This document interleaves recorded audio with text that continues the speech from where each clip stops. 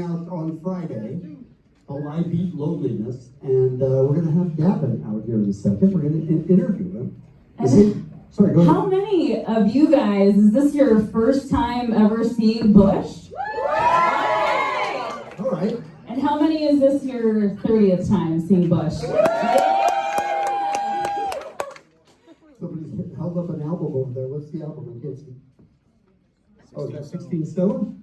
Yeah. A little dark. I'm not sure when Gavin is ready. He's ready now. Put your hands together for Gavin Rossdale.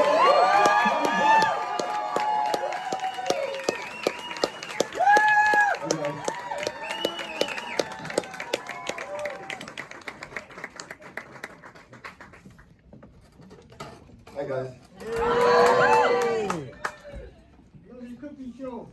Thank you. Yes. Somebody just shouted, "We love your cooking show." Go first. Come on. Let's start with that then. These are shall we? very movie, aren't they? It's not like I know. like snowboards are nice. They really are, yeah. If I do this, I don't mean to be rude. So rude. I felt bad. We did a picture before with some meet and greet people. Megan was standing, but she stood in front of me. But kind of like went low, you know, being sweet and accommodating. Right. I said, no, stand normal. And I didn't mean the word normal is so scary these days. I mean, I didn't mean it's abnormal to stand weird. You can stand any way you want. You must stand how you want. Right. And I apologize for suggesting you stand straight, or even worse, normal. So I just stood like this. Yeah. Oh man. Maybe you just thought she was a little taller. No, it was like she was bent like a. Because there was no room when to you jump sort of in. like that, Yeah. and then you regret it later. And Gavin's like, stand normal, Megan. We go so far back with your band. You told us in the studio once, and I would like you to repeat it for the people here if you would. The show that you played where the electricity went out and our program director Kevin Weatherly was in the crowd and you thought you had blown it. Yeah, the power went out 3 times. Every time we got to the chorus, it just cut out. So we were like, we'd come all the way from England, thinking we got our big break, and we'd heard this great thing about KROQ, and Kevin Weatherly put us on the radio, and it was all exciting. And so we played, and then the power kept going out, like not once, but 3 times. So I was in the backstage, like, oh my God, it's over. It was that close. We were that close. And he goes, you're the real deal. You're the real deal. And I was like, this guy. He came backstage crazy. after seeing that? Yes, and said, you guys are the real deal. He is usually not that bright. And he's right over there. Give it up for Kevin Weatherly. I think maybe it was a good learning curve because ever since then, the electricity, anything to do with KROQ has been perfect. Yeah, sure. Actually, K is kryptonite. I would like to ask you a question about something that I found online that's really weird. You were known as Future Primitive before Bush, right? Right. You did a song that I couldn't find last night, no matter how hard I looked, and it's called Honky Man-Child. Oh, right. That's the song got us signed. It's what? That's the song. What happened is the way that we got signed is there was a show in England. There was a weekly show called The Word. Right? It's a really good music show. And in the middle of the week, they had the kind of review show. And on that, they had Battle of the Bands. And we sent our demo in, and we played that song, Honky Man Child. And that became like, it's so weird. And it was that was like a video for the guy that signed us in LA, Rob Kahane. Good old Rob. He saw that video. From Trauma. But yeah, so and then we ended up weirdly, we never did that song. What was the song about? Honky Man-Child. Yeah, it's a really good question. Who knows? It was a really good time. I was living like Jim Morrison. Everything in my life was based on what would Jim Morrison do. So that's like the 3-tab bastard question. No idea. No memory of it. But I didn't know the riff. It was really good. It was a lively song. I never know why we didn't carry it forward. Can you play it later today? No. Okay. How much money did you pay to have it scrubbed from the internet? Tell the truth. It's okay. Because I really looked. Yeah. Well, amazing. Yeah. We made a demo of it. If I find the demo of it, I promise you I will send it over to you. Fantastic. It's not terrible, it's just, I guess, not great. It's just a bizarre title for a song. People go, oh, this is so cool, we've discovered these lost records, songs you never used. It's like, there's always a reason. Yeah. You know what I mean? And the good ones float right up the top, and you got like car boot sale, the songs you failed on. Hey, check it out. So you're good to see that would go away. All right. Well, it's fine. I remember there's one because there's this really beautiful singer, Polystyrene, for a band called X-Ray Specs, and I did a song with her called Ban the Bomb. And then one day I was listening, we're going to go through my stuff, and I found it. I thought I'd lost it, and it was so cool. And the verse was amazing, and then there was some bit that just failed to deliver. It was like good, not good, then it was good. So maybe if I edit that, I'd be alright. But sometimes things are best left with memory. Yeah. Like photographs. Yes, exactly. So tell us about your cooking show, because that is fascinating. I don't know any other rock stars that have a cooking show. Yeah, good. Well, it's a nice way to sit down and interview people, and I think that with you give us a great voice here on the radio. But traditionally musicians don't really get a chance to show who they are because, I began it trying to get before podcasts. Now podcasts have changed it where you can watch someone drone on for 2 hours if you like it every late. But it used to be, we were edited out whatever we said, and I thought, I wanted to change that narrative a bit. And so I thought, well, have a show and just be yourself and make sure you're in the edit. So they can't cut it out. Yeah, so that's what it was, but it's turned into this kind of really cool journey into interviewing these amazing people and getting an understanding of how they got there, because I think it's good for people in these trying times. It's really good for people to see that everyone has had to struggle. It's not easy for anyone. All these great people that go on my show, they not only struggle really hard to get, against all the odds, they still work really hard to get where they want to go. And I think too much now the message is just like the success without the process is forgotten. And people are like, oh man, it's taking more than 2 weeks to get that together. I'm doing it, Right. And it's okay to take that time. That's what it is. Was it different being on the other side of things and being the interviewer rather than being interviewed? Was that challenging?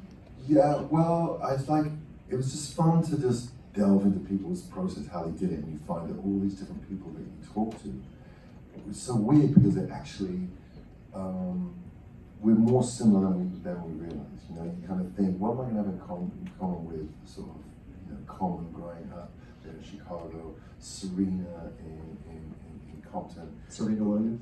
But you do see that it's just everyone who was not in a way meant to make it. And so it should give hope to people, because on paper, life seems quite hard how to move forward and to make the right choices. And so it's just a day-to-day thing and finding what you're good at.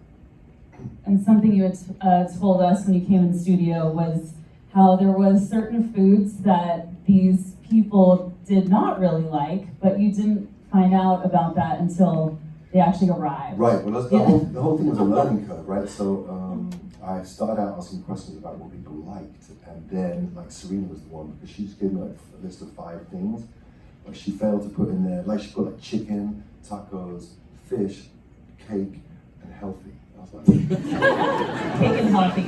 so I did a deconstructed taco. I think she liked with a bit of avocado, and I made some tomato thing, and she's like, when we were walking through from one scene to another, she goes, by the way, I really like that dish, but I don't like tomatoes. I don't like avocado.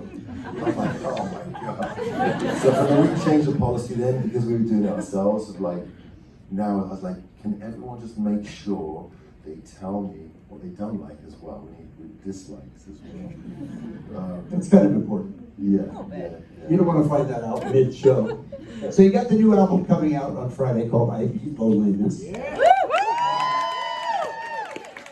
We were talking about everybody's creative process. What is your process, and how do you write a song? Is it usually the same? Do you start with chords? Do you start with words? We'll take that song for example. There's a combination. Either I write on my own, like I Beat Loneliness, that song I did myself, or I write with Chris might give me music, work with Eric Ron, Tyler Bates, and then it's fun when I get the music, because then I'm just like, I feel like it's a bit of a holiday, because I'm just doing the top line, just being Sia, which she's amazing. But I just need that thing of someone else does the work, put the track together.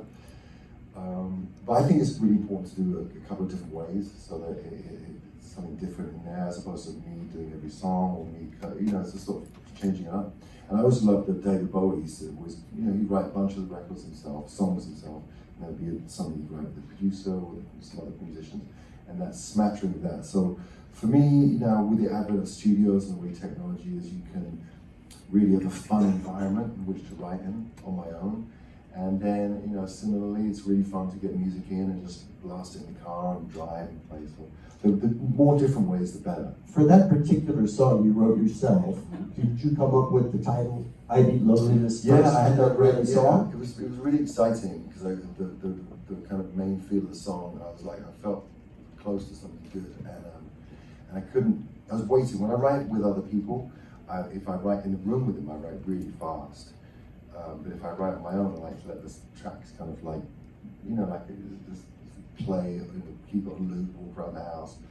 And when I got that phrase, I just thought, oh man, that's really going to inform the whole record. So, and I thought, well, that should be the title of the record. Or until I think of a better one, and I never thought of a better one. I have a better one. That's 60 Ways to Forget People. It's one of your songs on this album. That's a pretty good title as well.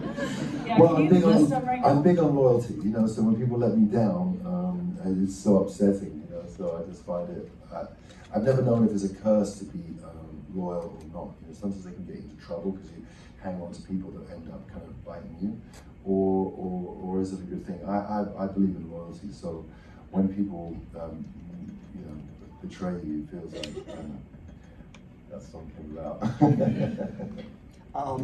Speaking of songwriting, I did see a quote from you, and it was that you have constant self-doubts and bursts of confidence. Sort of. That made me normal. That made me stand normal. That made me normal. That means I was standing normally. Do you have a time when you go, I can't, what am I doing? And then something comes through and you're like, oh, that was great. So yeah, regularly, when you sort of write songs, my process is that I have to beat myself up first. And then once whoever wins that fight gets to write the song. You had posted a video talking about how, you always hear from your fans that they're so inspired by you. But in the video, you're saying how big of an impact they have on you. And do you feel like sort of what everybody's going through and with mental health, that really helps inform the new album? Yeah, the whole thing is based on that. I sort of looked around and feel that life is really centered around people's aspirations, and we look at social media and we think we're kind of inadequate to the people we're following, or they're having a better time. And there's that real sort of sense of FOMO. And again, going back to the thing I was talking about, how people want instant success and instant thing. So people get inevitably lost behind and ostracized or left, feel that they fall off the grid, and they can't keep up. So I wanted to write a record so everyone knew that it's difficult for all of us. And if I wrote a really personal record about my own challenges, I thought people would read that and just simply not feel alone. That's it. And then use the music as they see fit. I have people here who've had music for so long, and I think of you all the time when I write these records, because I think of the history I have with all these people. Laura here, she's been ever since the beginning and everything. And so she had 1 Second Bush, the first ever website it was then, incredible, all the lyrics and all the songs and stuff I used to look up before the internet. I had to look up sometimes her page to remember the lyrics. lyrics, you have to check out her band. Just sometimes I'll be like, the second verse, because I'm good if I know the first line, then I'm good for the song. But if I know that first line, there's so many songs that gets really confusing. Like we mentioned, I Beat Loneliness is the album. It comes out Friday. You're going to perform here. How many songs are you going to do from the album? From the album, there's 2, the single and I Beat Loneliness. And trust me, if it was up to me, I'd play them all 6 new, but I get tempered by my crew. And I saw the video on your socials doing a push-up contest with Shinedown and Morgan Wade, right? Yeah. So what was that all about? That was just a little bit of marketing fun. We had a fun day in some big estate in Tarzana, and Morgan really is into every morning 5 a.m. Wherever she is, she goes works out. She's super buff and strong. I was like, wow. So, and they had I cooked for them. So the whole thing was a bit of workout. Brent likes to work out. He then had Morgan there, and then I made tacos. And they had a few little. We had a trainer who would get us to do. We had like a push-up competition and just dumb stuff like that. And I would like to say that you kicked their asses. So It's all the chopping I do. Just chopping. When you chop like I can chop, so we can take on some good push-ups. And you are going on tour with Shinedown, so you'll be at the Forum. Yeah, in Morgan. Yeah. Forum August 3rd. You guys going to the show? Are you guys ready to hear some music from Bush? Take a quick break and we'll be right back, and the band will play music for you. Thanks, guys. Thank you.